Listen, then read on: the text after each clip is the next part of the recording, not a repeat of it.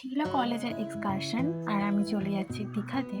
তো এখন আমি একটু চুলফুল ঠিক করছি আর আমি তো এসেছি ট্রেনেতে। ট্রেন চলছে, এখানে রয়েছে আমার বন্ধু, আমার বেস্ট ফ্রেন্ড প্রীতি। ও একটু আমাকে দেখে মুখ ভেঙে নিল আর কি। তো এখন সোজা আমরা দীঘার উদ্দেশ্যে রওনা দিচ্ছি সবাই মিলে, বন্ধুরা একসাথে। আর এটা আমাদের থার্ড ইয়ারের এক্সকারশন দীঘাতে ছিল। আমাদের 3টে জায়গায় যাওয়ার ছিল, খুবই এক্সাইটেড ছিলাম আজকের জন্য। তো দেখা যাক কি হয়, আর দেখতে থাকো তোমরাও। তো আমরা চলে এসেছি আমাদের ডেস্টিনেশনে অ্যান্ড আমরা আমাদের হোটেলে পৌঁছে গেছি। এই হচ্ছে আমাদের হোটেল। প্রীতি এখন হাই বলছে। ওটা হচ্ছে ফতেমা আর একজন রুমমেট। তো এটা হচ্ছে আমাদের পুরো রুমটা, খুবই সুন্দর ছিল এটা। এবং আমরা এখানে টিভি দেখছিলাম, খবর চলছিল। তো খুবই সুন্দর। আর এখানে একটু মিউজিকেও দেখে নিলাম। তো এটা আমাদের এক্সকারশনে কেক কাটা হচ্ছে এরপর রাত্রিবেলা। খুবই মজা করছিলাম, ম্যামেরাও ভীষণ আনন্দে ছিলেন। তো সবাই মিলে হই হুল্লোড় করে আমরা কেক কাটলাম, যেটা কিনা ভীষণ ভালো লাগছিল।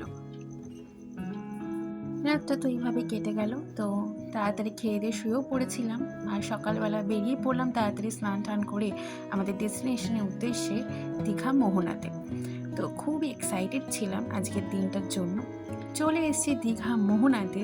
তো যে জায়গাটার জন্য খুব প্রতীক্ষা করছিলাম সেটার অবসান ঘটলো।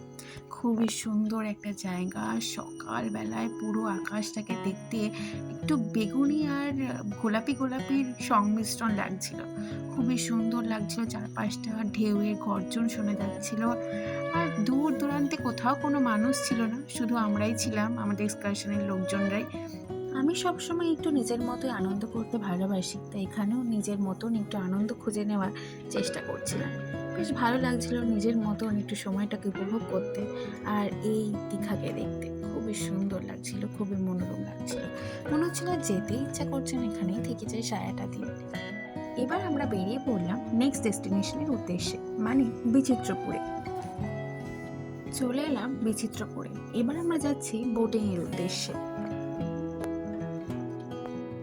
শুরু হয়ে গেছে বোটিং। কি সুন্দর দেখো, জলটা উথাল পাথাল করছে পেছনে। খুবই ভালো লাগছে জায়গাটা দেখতে। একটু ভয়ও লাগছিল, জানি না জলের মধ্যে কি আছে না আছে, কিন্তু বেশ ভালো লাগছিল, ইন্টারেস্টিং ব্যাপারটা। তো এবার আমরা যাব বিচিত্রপুরে বোটিং এর মাধ্যমে। বিচিত্রপুরে চলে তো এলাম, আর এসে আমার পাগলামি শুরু। আমি এখানে এই জিনিসটা করতেই ব্যস্ত, জানি না এটাকে ঠিক কী বলে, বাট এটা করতে আমি ছোটোবেলা থেকে খুব ভালোবাসি। যে কোনো মেলাতে গেলেই এটা